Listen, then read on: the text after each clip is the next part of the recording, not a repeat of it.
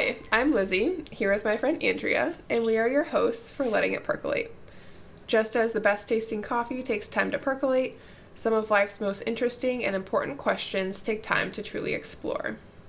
So, for today's episode, we will explore the question, who acts in your best interest? But due to some technical issues that occurred when we originally recorded this episode, we'll be pivoting from that topic slightly. So our goal today is to look at this question through the lens of two real stories in which individuals attempt to defend their interests against a more powerful entity. And Lizzie's going to kick us off with the first story. Yes, so this story is about a pharmaceutical company whose name is GlaxoSmithKline, one word with each last name capitalized. And I will be referring to this company as GSK for obvious reasons. So this story is kind of tragic, or what led to this story occurring. So there's a woman named Wendy Dolan, whose husband, who was 57 at the time, committed suicide shortly after beginning an antidepressant. And so she filed a lawsuit in 2012 against the drug company GSK after that happened. And so it's important to note he took the generic version. The antidepressant was Paxil. That's what GSK produces. But he was taking the generic, which GSK obviously doesn't produce. So there's like a black box warning on that drug, as with many antidepressants, about increased suicide risk in those under age 25. But she was arguing in court that GSK had evidence that there was increased suicide risk in people, in adults and older adults, but that the company neglected to put such a warning on their drug.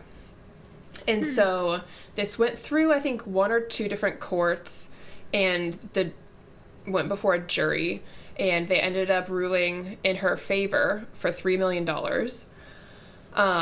But then the GSK appealed, and in 2018, the U.S. Court of Appeals overturned the verdict, and so basically said that, no, you can't sue us for this specific reason. And so she didn't get that $3 million or that sense of justice. So yeah, there's just really briefly for context, it was kind of confusing as I was researching this story, because there's weird legislation that has like requirements for GSK as a company and also the FDA. So like for GSK to be held liable for like a bad outcome from a generic drug, that had already been decided in a prior case that those brand name companies can be held liable because the generic drugs are required to have the same labels on them with the same warnings. The other piece of this was that GSK had attempted to show the FDA what they believed was evidence of increased suicide risk in older adults. And the FDA repeatedly said, no, that's not actually evidence of that, or no, we're not going to include this label on Paxil and or the generic versions. And part of the reasoning on that was they're looking at the data and their meta-analyses of the data. But part of it, too, with the FDA was like the FDA has these weird requirements that all SSRIs, which is a form of antidepressant, have to have the same, like there has to be high level of consistency in the labeling. And so it's just like, I felt really bad for this woman, Wendy Dolan, after reading about all this, because it's like all this technical minutia, and at the end of the day, she didn't, like, her husband committed suicide after taking this drug, and the drug was found in his system in the autopsy, and just to go through all that legal headache to not win, and to not get that sense of closure. So, yeah. And the pharmaceutical won. It just boils down, like, human grief and suffering to, but then, like, what am I saying? Like, human grief and suffering, but then it's, like, through the channel of a label or, like, lack thereof. It just, like, they just don't equate at all. Like, the two issues don't, and I guess that's maybe just an inevitable, like, reality with the legal system. But right. yeah, I agree. I can't imagine how challenging that was for her, and just, like, yeah, maybe demoralizing knowing that she's, like, lost her husband because of this, and she's losing on technicalities, which, in all honesty, it looks like even the, like, drug producer was aware of and was, like, trying to address at one point, and then because of this other FDA requirement, it just, that extra label and warning never got added on. I guess one thing I do wonder as I'm thinking about this is how many people, or how seriously people take those kinds of warnings and cautions. Right. Like, in the U.S., we're very pre-programmed to expect side effects when taking any form of medication. And, I mean, that's a question we would never know the answer to. Like, would he still have taken that drug, or would his doctor still prescribed it if there was a warning that for, like, people, you know, I forget, how old was he? Did you say? He was 57. So maybe for, like, people 50 and older or something, it's been found to increase the risk of suicide. We'll never know that, but or it could have the effect of whoever prescribed it having follow-ups or extra check-ins or some other precaution if you did still choose to take it, if there was that warning. Yeah, that's true. I would even argue, and I'm not, like, a doctor or in the medical field per se, but I would argue that someone who's prescribing something, if it were to have had that black box label, which it didn't for his age range, but if it did and you prescribed it, I would argue that ethically you are mandated to do something other than to just let the individual decide, because this is someone who's depressed and they're seeing you because they're depressed. They're trying to get medication for that. And so you can't expect the onus to really fall on the individual as much in that case, because of the nature of why they're even needing the drug in the first place. So I would hope that psychiatrists, who are, you know, generally the ones prescribing those, some general practitioners do for SSRIs, but that they would have some mechanism where they call their patient, you know, 3 days later, a week later, whatever. But then again, I don't know how that works with billing and all that minutia on that side of things either. Like, are you referring to billable hours and that kind of thing? Or? Yeah, and I don't know how that works for doctors, but... Oh, quick aside, but the, like, mainstream healthcare system is incredibly frustrating. Like, I can remember one specific appointment with a doctor. It wasn't like a traditional, like, family practitioner. It was like a specialist, but it was literally maybe a 3-minute interaction. Like, the nurse took all the info beforehand, like normal, and then the doctor comes in. First of all, like, she pretended she had met me before, but we hadn't met before. Oh. And, like, that was really so awkward. Oh, no. But, like, I had met with someone else in her practice, so I think she got confused about that. So that was, like, whatever, but forgiven. But it was, like, even as someone who appreciates efficiency so much, it was way too efficient. It was just, like, a bullet point list that she went down, like, checked out a few things, and then, like, left me with prescription for 2 different drugs in my hand and, like, walked out. And I remember just leaving that appointment, and my mom was, like, waiting in the waiting room, and I just started bawling when I got to her. I was like, I don't even know what just happened. Like, it was all too fast to register. Yeah. And I feel like I was just given this gigantic and expensive Band-Aid for my problem, but we didn't have a chance at all to get to the root cause. And, yeah, I don't know, like, how much she got paid for that 3-minute interaction with me, but... I'm not a fan of the billable hour, so. Yes. Oh my gosh. That's rough, especially like when you're seeing a doctor for, for something that maybe is like really distressing for the patient. And like they're really hoping for like some answers or for some insight to be generated, or at least to be like genuinely listened to. Mm-hmm. But I think you are not alone, unfortunately, in that experience of like, I literally saw you for 4 minutes and you're prescribing me things, and like you didn't even ask me all the questions. Like, so I've had to be really assertive at times with different doctors of like asking questions because they don't provide information. And yes, it's weird. I'm sure, like, I don't understand the traditional healthcare model that well. I'm sure that there is a point to that, and maybe it's like being able to see more patients throughout the day or something. And it could be even pressure from like higher above them. I have no idea, but it is frustrating as a consumer of said services when they're just way too efficient to the point that I feel like effectiveness probably suffers. Yeah, and it's like, all right, if I'm going to get that model, then it better be cheap, and guess what? It's not cheap for me, at least. And so I have major issues with that as well. But yes, another topic for another day.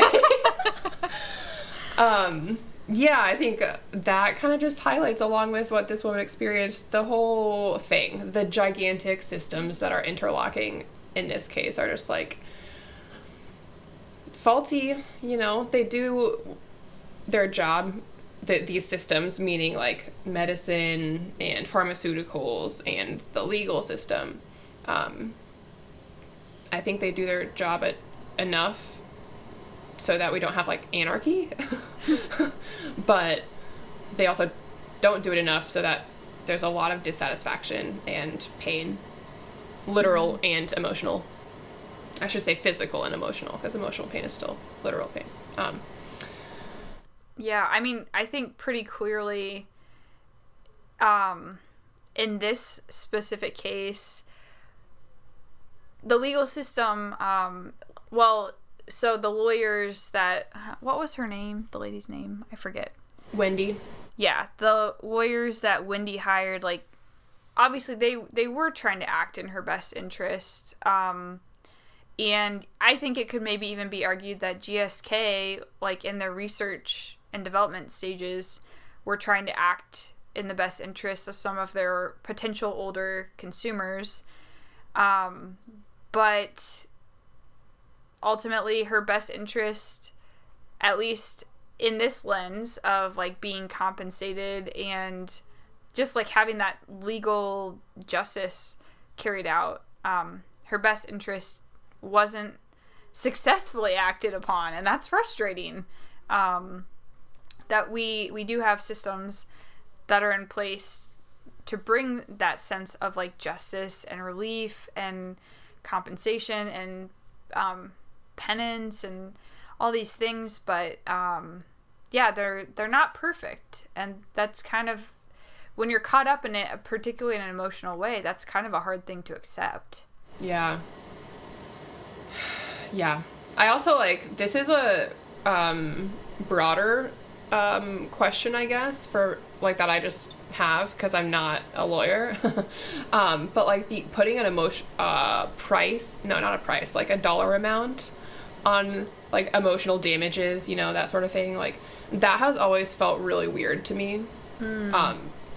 Insofar as it extends beyond like lawyer fees and things that are like legitimately like countable.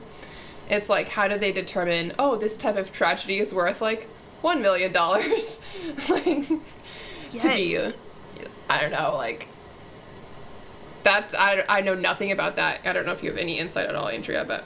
Oh, goodness. No, I have no idea how they quantify that. Maybe I will be learning that in the future, but I do remember when I was doing some of the research and looking at one of the links that you sent me, Lizzie, with that classic McDonald's case that a lot of people are familiar with the really hot coffee that the lady, like, got, I don't even remember what degree burns, but, like, very I think intense, it was 3rd degree. Yeah, 3rd degree burns on her legs or something. It got, like, trapped in her pantyhose. Sorry. Yes. Yeah. It just sounds awful. She received, like, $2 amounts, I guess, like, ultimately awarded, and one, which was a smaller chunk, was for, like, I forget what they called it, but it was essentially emotional damages, I believe. And then there was a larger amount that was punitive, like trying to punish McDonald's for carelessness and whatever else. Yeah. But yeah, I do remember reading that she got some kind of compensation for just basically like the distress and the trauma that she had to endure because of their oversight. So, and the hospital fees. I'm pretty sure she had to get like skin grafts and reconstructive surgery in like her legs for the skin where it was like 3rd-degree burns.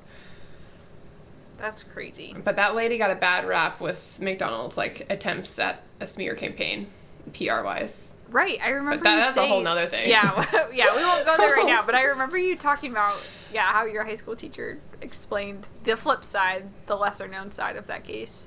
Yeah, the true side, as one might say.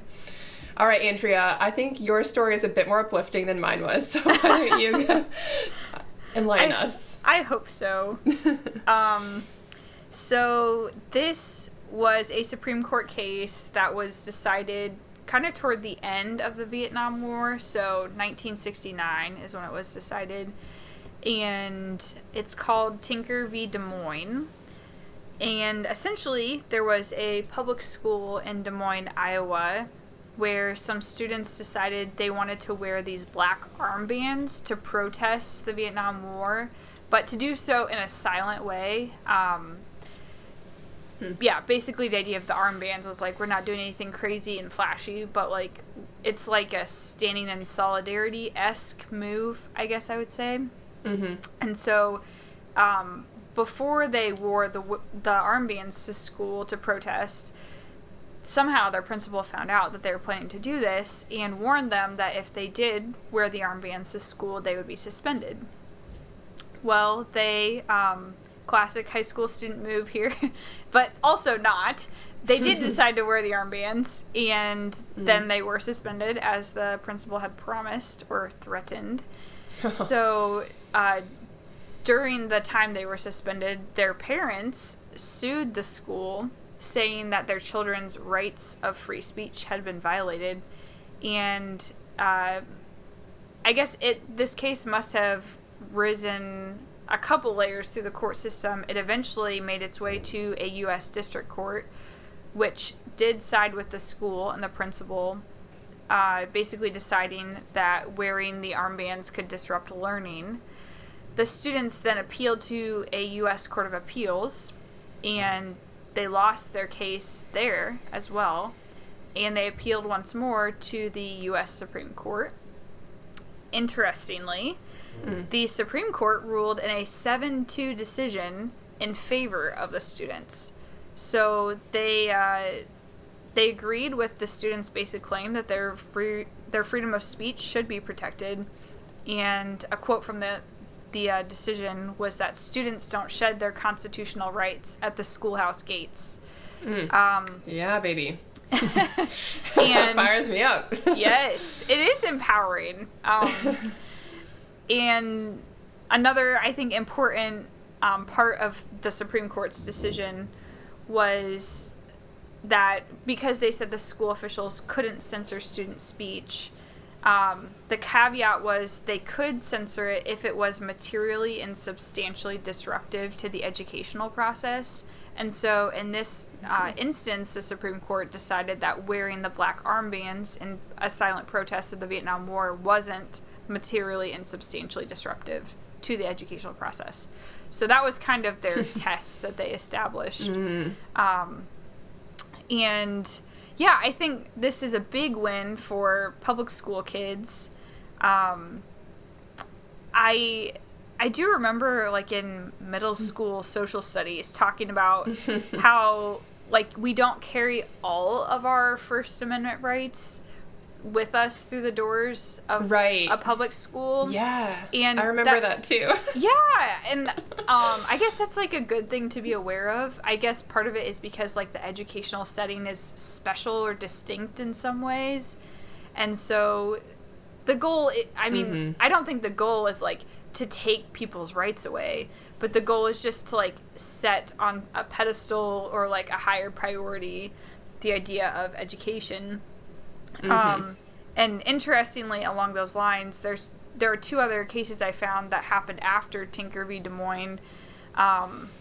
One in which some students wrote articles about teen pregnancy, and their principal curated the articles and basically didn't allow them to be published because he thought that they might suggest the school had a certain position on teen pregnancy that it didn't necessarily have, and so he was trying to prevent like confusion about what the school's values were.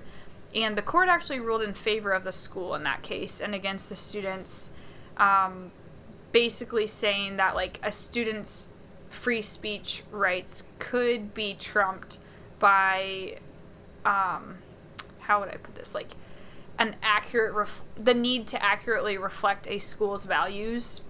And the paper that these articles were in was like a school specific paper, and so it was associated pretty closely with the school.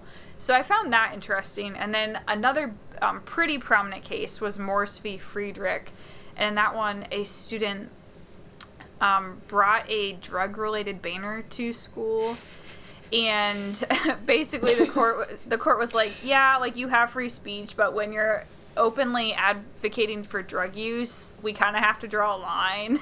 So yeah, that's another essentially trump card, I guess, to free speech that students would have in public schools. And to be honest, especially with the drug use case, like I hope that most rational people would see that as like fair. I know people can get all up in arms when they hear free speech rights have been abridged or shut down, but you know, there are some cases I think where they're like it's legitimate and it's for the better, for the good. So yeah, and there are other caveats as well, ways that free speech can be restricted. But anyhow, I'm kind of rambling. I do think this is a really encouraging case, especially to kids who are maybe in public school right now, or at a public university or something. Just knowing that we carry with us the ability to speak so many things out loud or to demonstrate through clothing or whatever our ideas and our convictions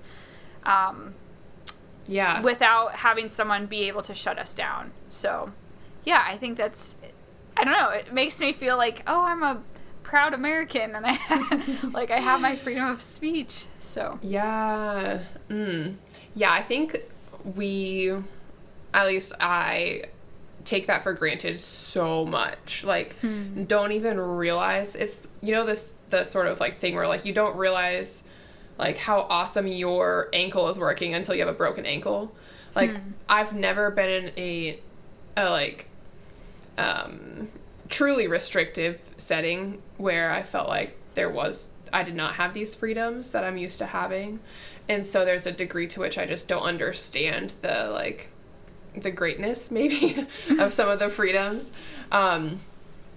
Although I think there's probably like conversation to be had about like different people's experiences of like whether they were allowed to have their freedoms, you know, because when a freedom of speech or of assembly or whatever it may be is violated, then it's like, okay, now we have to take action, and maybe we don't have the bandwidth or like the capacity to like legislate, you know, or not legislate, like sorry, every to like specific case. Prosecute.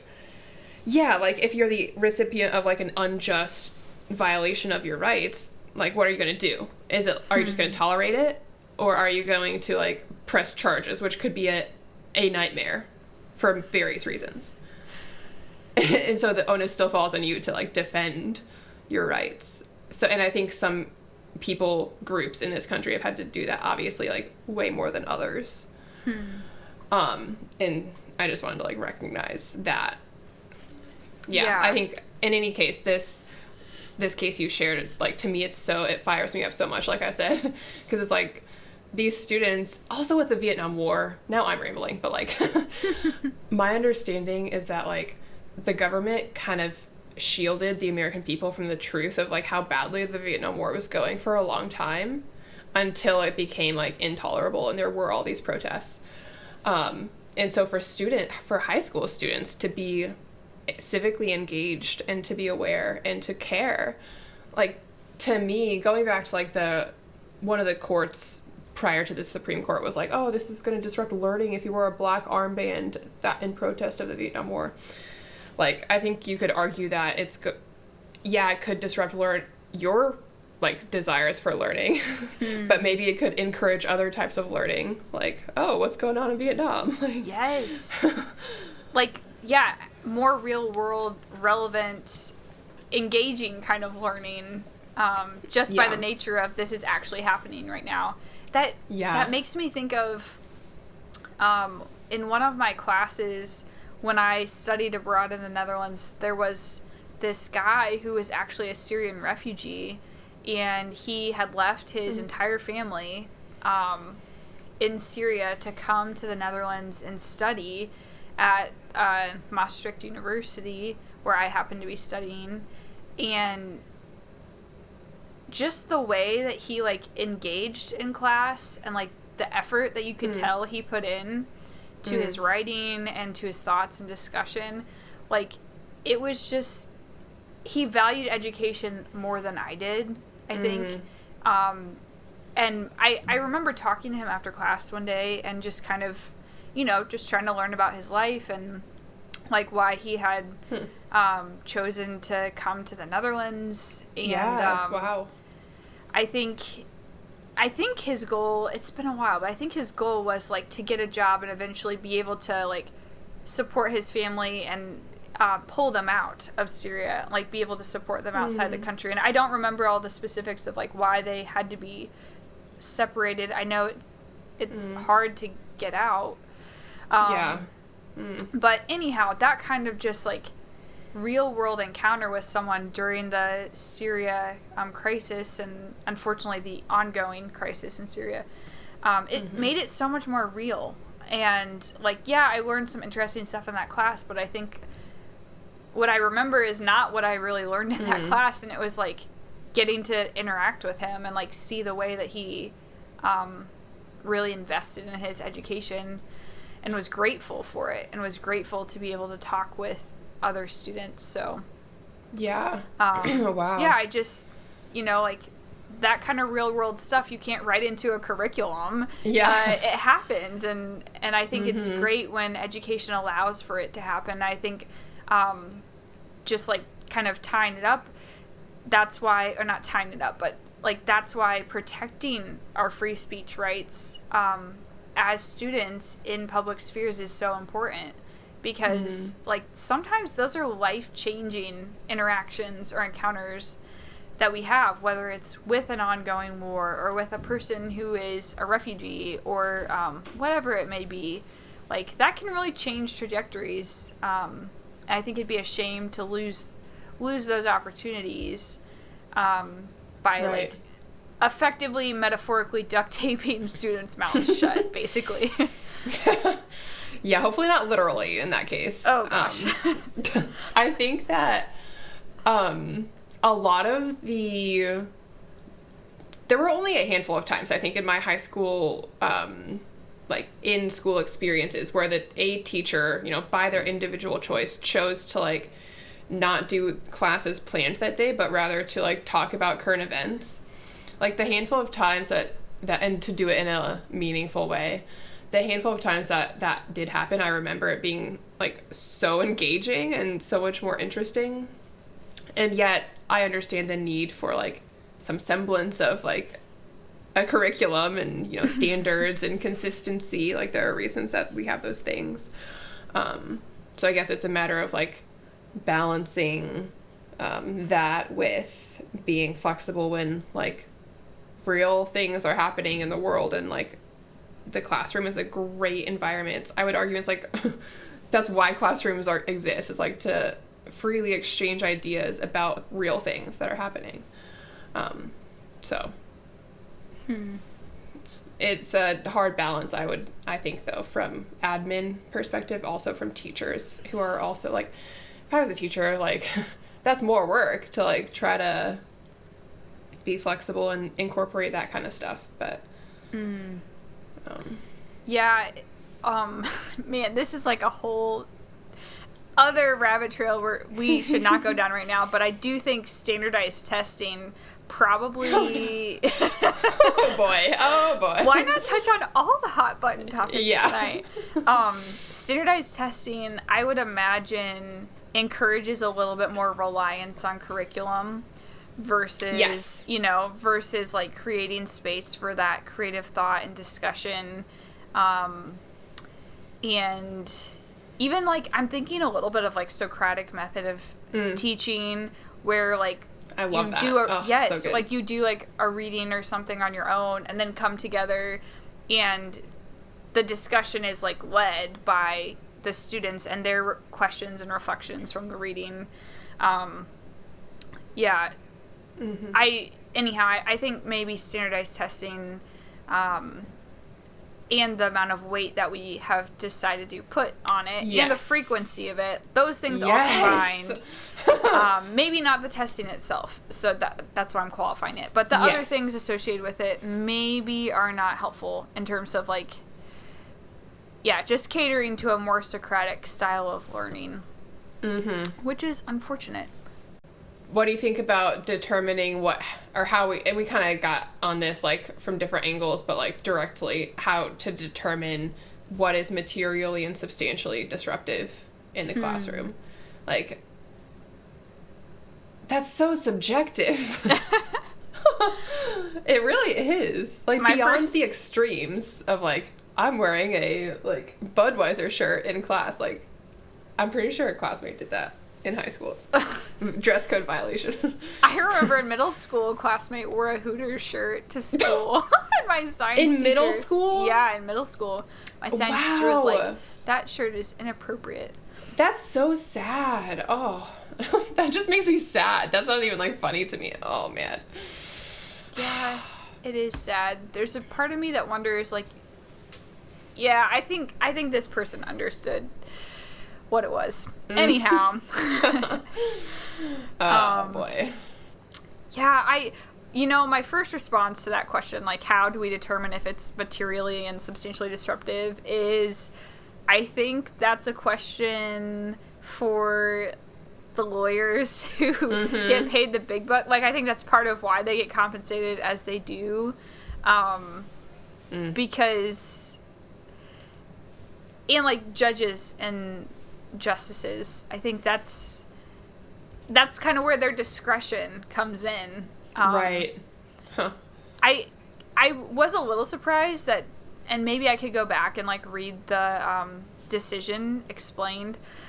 I was a little surprised that there wasn't like I was expecting a test almost of like, okay, if it meets this, this, and this criteria, then it is materially or substantially disruptive, or maybe it has to be the combination of both. I'm not sure. But, in the case of like wearing an armband, I feel like that's so far away on the spectrum from having a material or substantial disruption that like, I can see why it was a 7-2 vote if that's the test they were using. I mean, I don't know, you could go ahead. I could throw out ideas or images in my head of what would be like really disruptive, but that's just my own thoughts. I don't really know. I feel like those are pretty subjective as well. I was just gonna say, even with the black armbands, which just to clarify before I say what I'm about to say, I agree with the 7-2. I agree with the 7 on the ruling there, but you could argue that maybe it's not the black armbands in and of themselves that are disruptive, but the fact that it would generate so much buzz and conversation that like normal classroom proceedings couldn't occur. And I wonder what the arguments around that were in those courts, in those courtrooms. That's a really good point. But I wonder, like, I don't know what the language of like materially and substantially, like I don't even know what that means in practical terms. so maybe it's because you can't point to a black armband in and of itself and say that it would do that. But then it's like, everything's symbolic anyway. That's like really philosophical claim I just made, but like a classic Lizzie move, pulling us to the level of meta. Yes. No, but okay, you make a great point. I love this because, yeah, I guess, does the question boil down to the armband itself, or does it expand to include this greater scope of impact? Mm-hmm. And if it does include impact, like, to what degree? Like, yeah, and are we talking impact for a day at school? Like, is that enough that it's materially and substantially disruptive? Or are we talking, like, for an entire month, our kids haven't stopped chatting about the Vietnam War and, okay, sorry. Quick aside. This does remind me of, in high school, I don't know, it wasn't every year, but some years, like, senior pranks were really big. Yeah. And I remember, like, there was a year that seniors released crickets in the cafeteria. What? Yeah, like, live crickets. And, like, that was kind of cray. And then it might have been the same year they had smoke bombs that they released in the hallways. And so I remember seeing one. I was, like, walking in between classes, and this, like, big cloud of blue smoke just, like, appeared out of nowhere. And it was honestly really freaky because it was kind of like, is this some poisonous gas? Like, what is this? It was fine. It was just a smoke bomb. Yikes. And I know at our, like, rival school in our township, one year the seniors found these gigantic rocks, like boulders, and somehow got access to, like, a what would you call it? Not a backhoe, but anyhow, like, some piece of equipment that can move heavy things, and they put a big boulder in each teacher and administrator's parking spot at the school so that there, like, wasn't enough room for all of them to park when they got to school. That's fun. See, that's funny. That's, like, the best one out of those three to me.